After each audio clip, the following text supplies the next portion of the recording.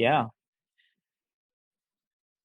Hey, Hey, what up, dude? what up?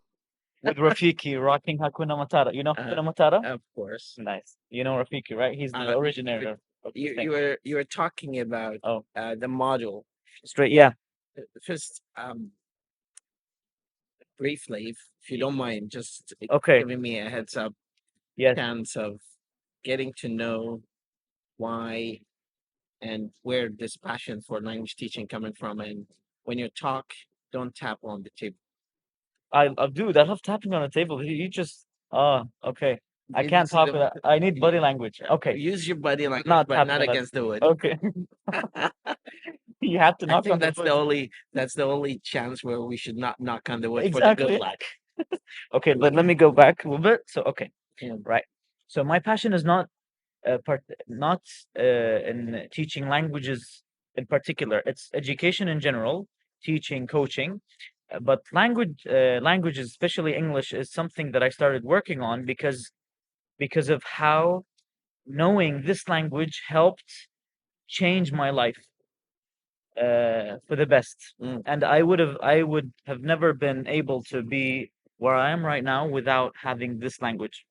How? Because I grew up in Iraq in a really simple city in a place that is messed up and all the drama and knowing this language helped give me access to the entire world. I always say this, like, if you know Arabic, you, let's say, figuratively speaking, you have access to this amount of information.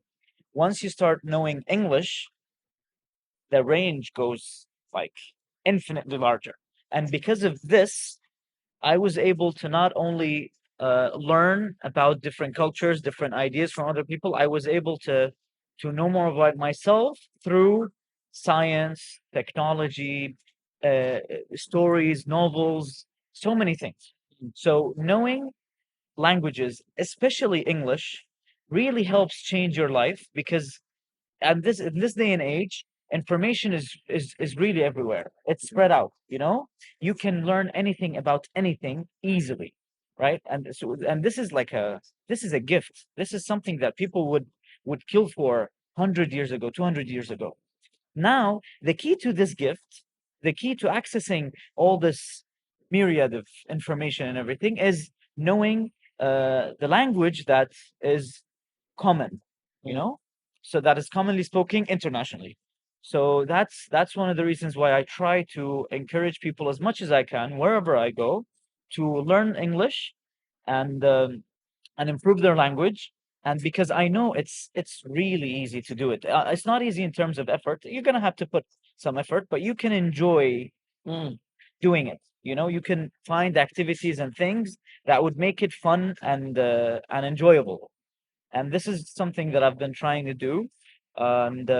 And I'm speaking not only from an academic background because my bachelor's degree is in English education, but also from a personal experience because I learned English by myself. I paid zero, not zero. I didn't pay $1 for it.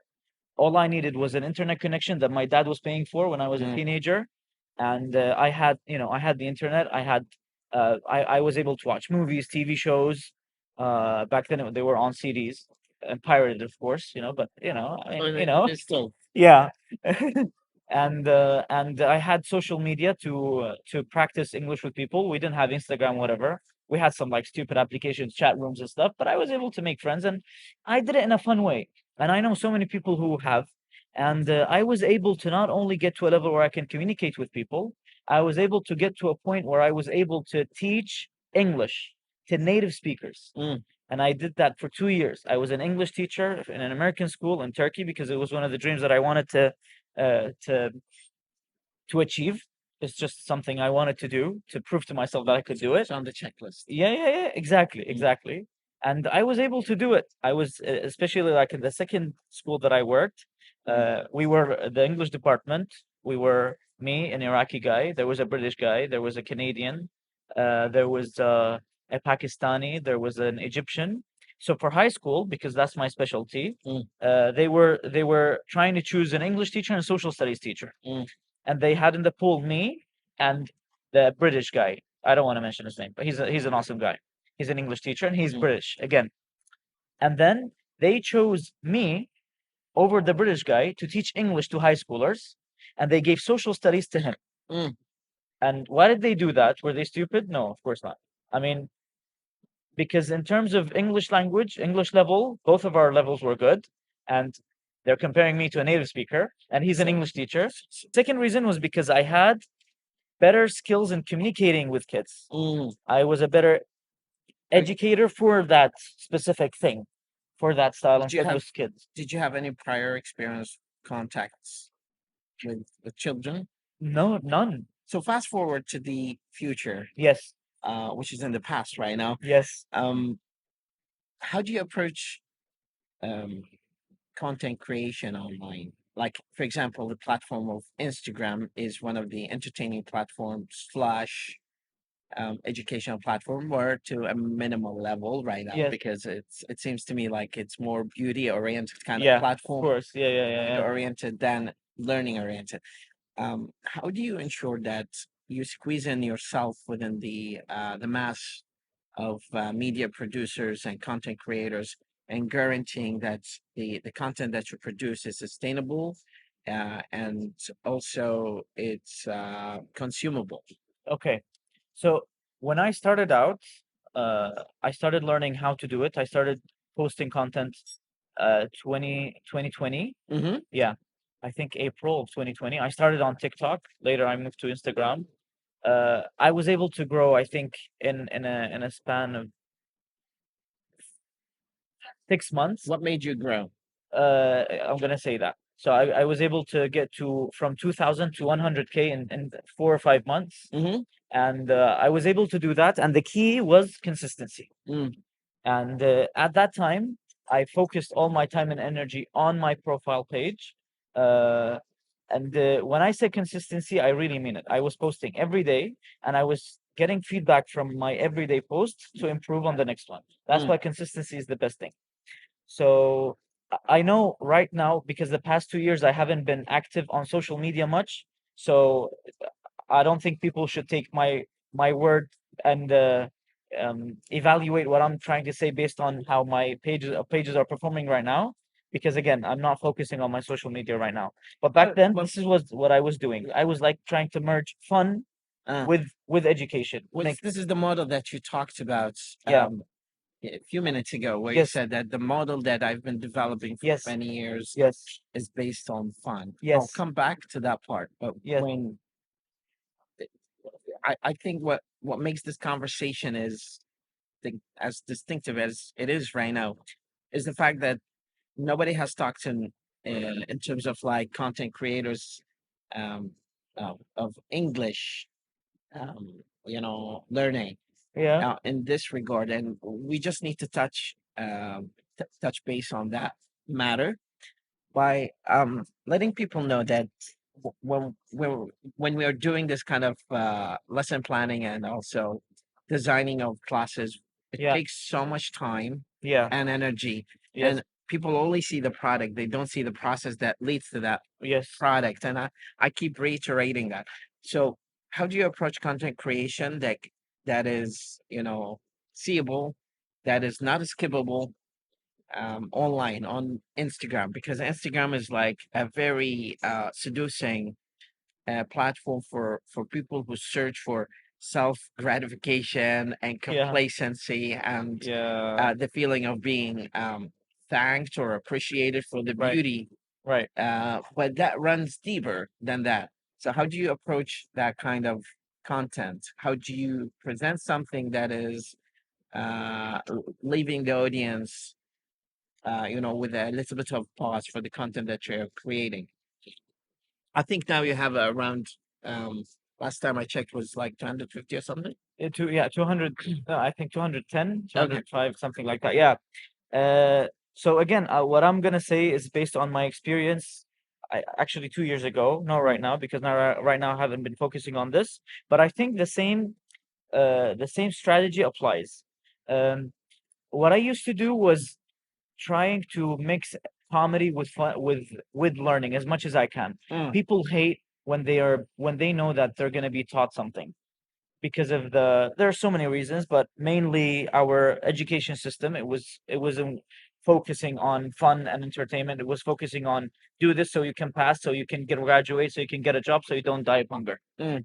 And that mentality made people, like, if I bring a video right now and I tell you, listen, this is an educational video, let me show you, as opposed to I bring you a video that is funny and I show you, Mm. you'd be far more interested in seeing the funny thing Of course. over the like generally throughout any time. I So mean, I think the only reservation that we do have here is because this is a kind of escapade from the social, psychological, mental health traumas that people have undergone since 2003. I mean, for the new generation of millennia, and that comes to the fact that people are not learning oriented, but yeah, fun and entertainment yes, oriented. yes, and again back to your self How do you gratification. weave that into the content that you're creating? I've That's seen that's multiple that's that's multiple actually videos on your channel, yeah. and the majority of them are actually, um, you use Arabic when you're presenting the topic. What's Yeah. the rationale if you're an English teacher? Oh, because I want I'm to not questioning, by yeah, the way, that I just want to be curious. I I'm love very questions. curious on I love questions. getting to that point, and I the love audience, questions. of course. I love questions. Don't worry. And so because the point of that page, especially when I started it, was one of the points that I started the page for, was I wanted to tell non-English speakers in our society that learning English isn't um that difficult, Mm. you know? So I was trying to encourage them to learn English by doing skits, by giving them some random words in an interesting way, in a fun way, in a story form, so that it would be easier for them to remember, right? So So you that was the purpose. That's why I use Arabic in my content. so you contextualize that within the sense of the narrativeness of storytelling, and Yes. Oh, yes, definitely, do definitely. you think Because people I'm love crazy stories? about. Oh, we of course we do. Of course we do. We Uh, cannot get enough stories. mm, That's why the most important information that persisted throughout humanity mm. was in story form. Actually, it's very quite interesting because this is something that I've heard from multiple agencies. Um, uh, I've been creating content for like 7 years so Wow. far, and I started with a cell phone, like what I've been ended with now. Amazing, amazing. And then I, upgraded the kind of gadgets and apparatus that I use. Sorry. Bless you. Thank you. And one of the things that I've noticed is that I've generated more than 1,000 videos. But the issue with these videos are they lacked storytelling form. So they are more inductive, do this and that. So I sequence them in terms of like the content, the thematic content of grammar, vocabulary, IELTS, TOEFL, etc., etc. Then I saw that the curve of views increased incrementally when I started to shift into storytelling and contextualizing things within a story. And then that drove me to think, why is this happening? I think the cultures of the world are based on storytelling because this is the way people shared and exchanged cultures, traditions, and Yes. other kind of activities that they've done for generations and for generations to come. It's a storytelling. And the Holy Bible and Holy Quran are based on storytelling of prophets and disciples and, Exactly. this kind of thing. So people love storytelling. How do you incorporate storytelling in your content creation on Instagram? And does that mean that you launched offshore of Facebook? Like No, no, started no. books on Facebook or on Instagram? No, that's the thing. I've been wanting to actually shift to not Facebook. I'm not a big fan of Facebook because of Of course, yeah. so many things. Yeah. But I've been trying. I've been wanting to shift to YouTube. Mm, Uh, you have a channel, right? I do, but again, I told you, the past two It's years I've been really focusing on hard. this. You know, it's very interesting. Like you're competing against Mr. Beast, of course, Yeah. who has right now more than 92 million subscribers. And there's interesting part and there's sad part about YouTube. The algorithm of YouTube, based on my own experiences, um, it's really slow. Mm, It takes a lot of consistency, and your video should compete against thousands and thousands of videos of the same content. yeah. The interesting part is that it changes you. It makes you think out of the box of the mechanism that captivates people to the point of thinking of what kind of thumbnail Yeah. you're going to use on the Yeah. video that makes it clickable Yes. out of the hundreds of videos that people scroll through on their daily use of their phones. What I found very interesting also, there's something, based on the statistics, of course, 82% of the views on YouTube are on the portrait mode, not the landscape mode. Oh. So this is the example here. Oh wow. I kind of like switch to using the portrait Okay. mode because 82% of the audience watch their content in a portrait mode. Oh, that's interesting. Oh, maybe because of shorts. No, because people are really lazy to tilt their phones to Oh. horizontal. It seems to be a little bit heavier to put it and cumbersome for them to carry it in this way than this way. Also, the reels are based on that. Yeah, yeah, yeah, yeah. TikTok is based on Yeah, yeah, that. yeah. So Content the past year has been more focused on So- short form. we can Short say rate. portrait is the new landscape. Oh, oh, I love that. I love Okay, that. so building on that, how do you develop and cement the kind of content consistently? Because you use the word consistency, which is one of my favorite words. Yes, yes, yeah. So again, for that, I'm gonna have to. I'm planning on starting again. I'm gonna start focusing again on social media slowly after I finish my work with the coaching programs that I'm doing. Mm. So How that's the about thing. you document the kind of coaching that you do to This is what I build have in mind. This Yeah. is what I have in mind, and I'm Really- starting with stories. really highly recommend. Yeah, yeah, yeah, yeah, yeah, yeah, yeah, yeah. That's what I'm planning on doing. I'm starting with stories because stories are really important, by the way, and not stories in terms of like stories. I'm talking about Instagram stories Mm. because they really help uh, audiences connect with you as a Mm. human being rather than an educator or a Mm. business or a teacher or a coach or whatever. Well, And I think people prefer that. in education we call it the humanistic approach.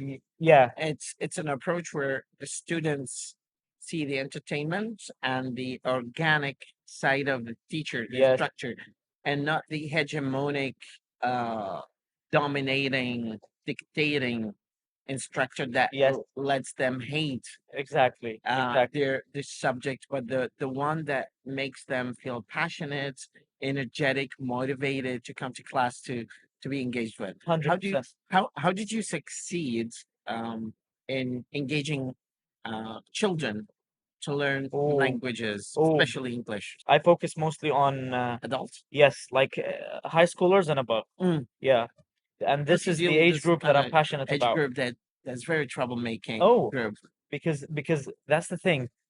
For the past 3 years, I've never given a session or a course or a training to someone who wasn't interested, who did not choose to come and want to learn. Mm. And that's one of the reasons why I resigned from working in schools. And even though I miss like having a salary, which is an amazing thing, the past 3 years I've been only doing my own thing, Mm. and it's been stressful.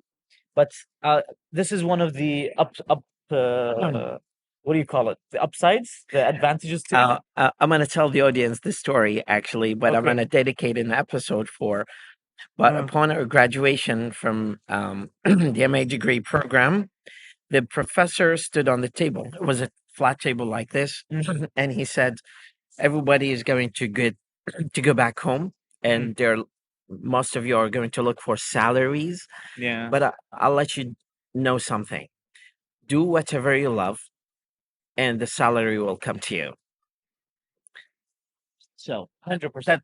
that's something a lot of people who are actually thinking of alternative pathways in their life, who are trying to discover themselves, there's an episode that I created. It's a part of a podcast, that sequence of podcast episodes that I've been doing, and the one that I made yesterday uh, is about a short essay that is entitled "What Do I Want to Do?" Oh, and okay. with my life. Yeah. Oh, yeah. What should I do with my life? Yeah. And this is pretty much in tandem with it. So how do you ensure that you are really passionate? You come to the classroom, ready, and uh, ensure that you leave the classroom with students have gotten some sort of information or knowledge based on your experience. Well, I take my work really seriously, Mm, and it's because it's something I love.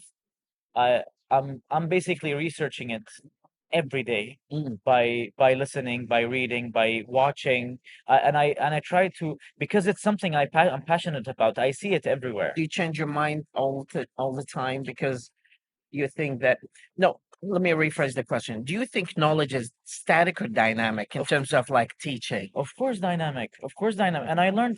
Let me tell you something interesting. So the model that I created, that I developed for coaching English, Mm-hmm. it I did it the opposite way. I didn't like read. I didn't do it based on reading and listening and what from my education in my university. So what I've done was this. I started meeting people who learned English Mm. in a fun, interesting way. And what I would do is I would ask them, "How did you learn? How did you learn? How did you learn?" And I would do some courses, and then I would meet some educators who are doing this, and then I would meet native speakers who learned other languages, and then I would focus on how native speakers learned their own languages, Mhm. and then I try to remember how I learned my language. And So based on all of that, I Mm. started developing something that would you uh, know, incorporate that. tap on. Yes. So what I do is this. I start with experience, and then Mm. from experience, I theorize. So this is from practice to theory. Yes, What is the that's my turning? method. One last question. What Yes. is the turning point of your learning of English? From being a novice learner to a pro level speaker and instructor. Oh, What was the turning point? Was that the uh, experience you study at the bachelor degree? Was it a mentor? Was it a course or contact with native speakers? Of course, it's a combination of yeah, multiple yeah, yeah. reasons, but there is a I'm gonna say, yeah, I'm gonna big mention something ratio, that was like a big dramatic, percentage. dramatic shift.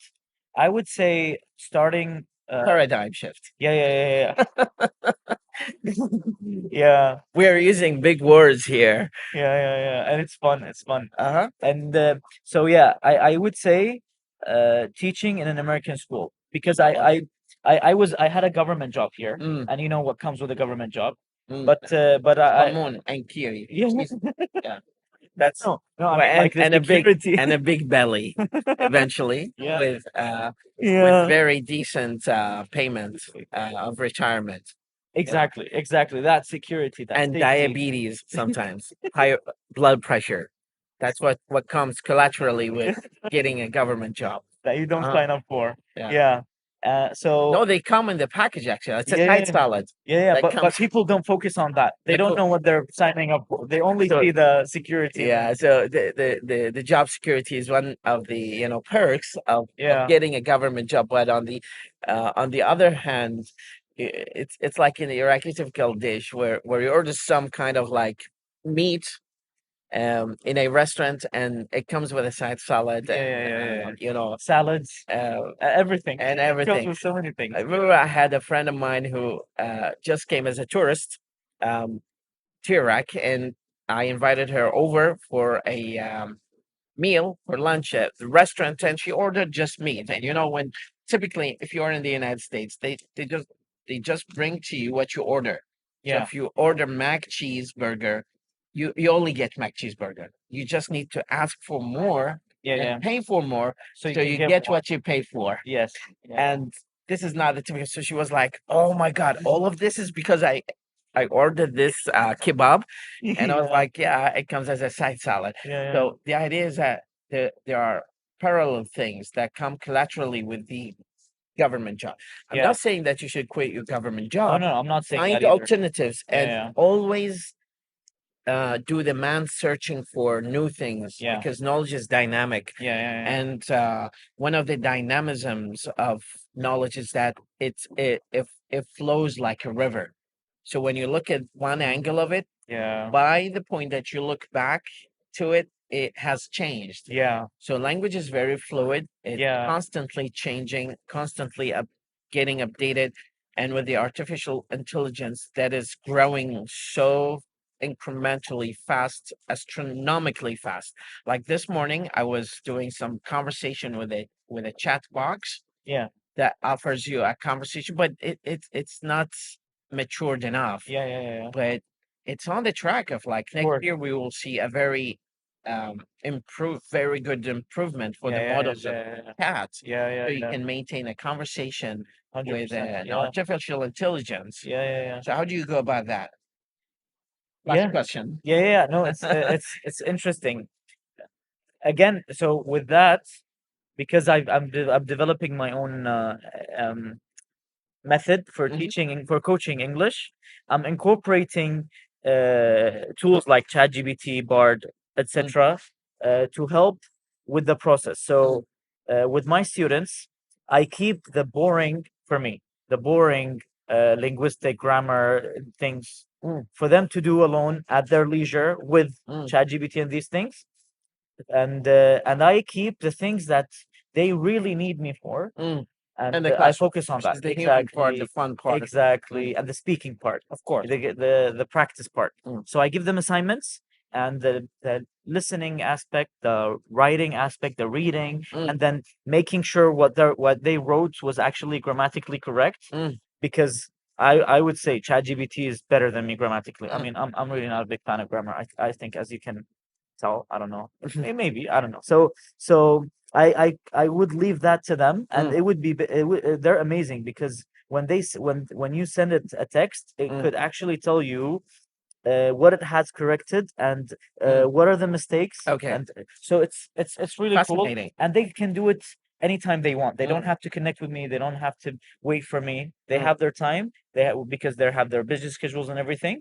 So with me, they just need to come to they need to show up. They need to prepare their work mm. whenever they want, and I mean, of course, within a deadline. And when we meet, we start having our fun, entertaining conversations. Okay, so on that note, Ali, thank you very much Thank for you. sharing and Thank you. chipping in your knowledge. Thank you. Thank Actually, you. this short interview wouldn't have happened without us documenting it, making the decision, Yes. the reasonable decision that we decided to document this kind of conversation. We could have done this conversation without documenting it, Yeah. and it would have been just missed by all of you who are just watching the audience up as audience watching the interview now. Yeah. So my call for you is that if you find the right moment to record, to document this interesting kind of uh moment of revelation, Ooh. or being Yeah. inspired in the classroom, or inspiring people in the classroom, or seeing students actively engaged in the kind of topics presented, please go ahead and document it and share it with other fellow teachers. And I'm really grateful And for uh, that. thank you. I really am, because I mean, I was just sitting. This is our first time meeting in person, by the way. I've seen him on social media. Has probably seen me on social media Yeah. as well. And we started speaking for like 5 minutes. I was doing something on my laptop. He was doing something on his laptop, and then he was like, "Listen, do you mind if we documented this?" And this is something that I always talk about after I finish a nice conversation with people. So when I told him that, I was like, but do you have the tools? He was like, oh, it's okay, we can manage. Just get a laptop, get different. So even though I'm the one who takes initiative, you beat me to that, and that's amazing. I'm really grateful for that. Thank you very I much. really am. We look Nice forward meeting to you. seeing you. We'll have in better another. conversations and more Of interesting in the course. future. Okay. Thank you very much. Thank you. Wow. Okay.